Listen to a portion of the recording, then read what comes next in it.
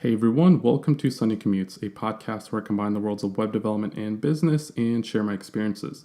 This is podcast episode 61, where I'll be talking about how you can build or grow a brand by distributing content natively on different social media platforms.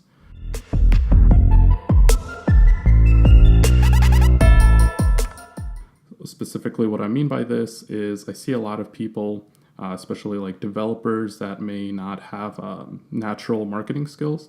What they tend to do on social media when they're trying to promote something is they just post a link and they just do it a couple times when they release a product or when they've built something or whatever it might be. Even if they wrote an article or a piece of content, they just post a link to it instead of taking advantage of the fact that their audience, they don't want to leave their platforms, whether they're browsing through their Twitter feed or they're watching funny clips on Instagram. They don't want to click any links or go out of their way to go on the one specific platform that you want them to. That may also be like a website or a store where you want them to buy something. And that's even more ludicrous to expect just any person that you haven't really engaged with much to go and just buy your product purely out of, even if it's useful, just purely based on that. A lot of the times people don't do that. And that also goes into a topic that I've been talking a lot about on my newsletter, which I'll also turn into an article, and I'll have all the links in the show notes for this. But I talked about the importance of personal branding. And my main point there was that when you think about big name brands or companies like Apple, Microsoft, Amazon, you also visualize the pictures of like Steve Jobs, Bill Gates, and Jeff Bezos, right? The reason people buy expensive Teslas is because they believe in the vision that Elon Musk has. It's not just because of a logical reasoning because Tesla is a great affordable car. That's really not the case, right? But they believe in the vision of it, and so that's why they end up buying that product. So it's a really, really good newsletter that I do recommend you check out.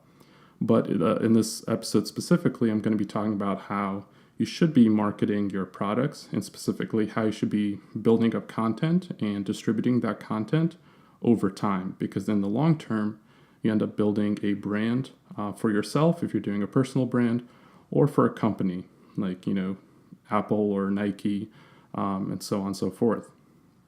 So this is really for anyone, by the way. Like I said, great for developers because most developers don't really have great marketing skills. And so this is something that I've learned over time. And anyone that is like in marketing, if you're working in that part of, on that team in a bigger company, definitely useful for you as well, or so I hope. So let's jump into the perspective of your audience, which I talked about a little bit, but basically this is just putting yourself in the shoes of the person that you're expecting to engage with your content. What you want to do, instead of just posting a link on different platforms and expecting people to jump on that link and follow to the one, to your website or the single platform that is convenient to you, instead what you do is you create multiple pieces of content. And you create that content to be native to those platforms. So how exactly do you do this? Well, take like if you do a podcast, right? A podcast by default is just really audio, and you distribute to podcast-specific platforms, Apple Podcasts, Google Podcasts, Spotify, and so on. Now, what I do with my podcast is I also record a video version. And what I can do with the videos is, one, I can have people see my face and be to be more like casual, be more relatable because they see someone just talking in front of a camera. And I can use this piece of content to also post on video-specific platforms. So I can post like a 60-second clip on Instagram. I can post a 10-minute clip on LinkedIn. Hopefully that's the whole episode. Becomes easier that way. And then I can, of course, post as long as I want on YouTube or Facebook. So I can post video on those platforms. I can even post like a short clip on Twitter as well. And then if let's say you are doing articles, if you're writing articles, create a little, or grab like a quote from that article that you wrote and just post that on Twitter or post that on Facebook. Maybe even create an image of that quote and then post that on Instagram. So this way, people are not necessarily going to go to your blog and read that article, but you're going to be doing this multiple times. So you're essentially creating different pieces of content that is native, images on Instagram, videos on YouTube, Facebook, LinkedIn, and so on. And that keeps people engaged without having for them to inconvenience themselves and click a link and go to a different platform.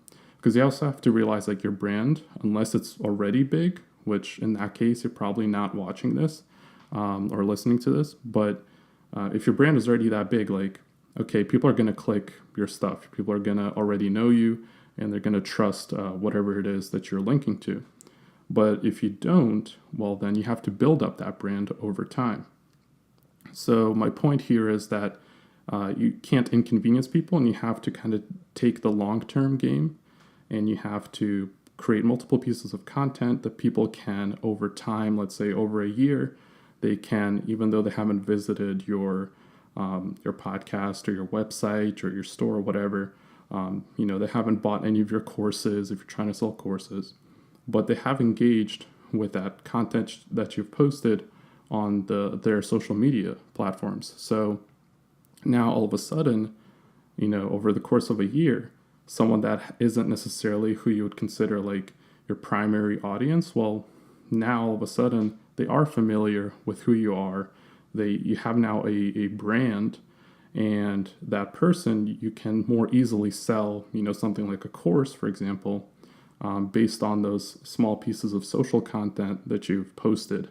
So again, consider the importance of a brand, because you think that, people think that they make logical choices, but actually they make emotional choices based on the brands that they like.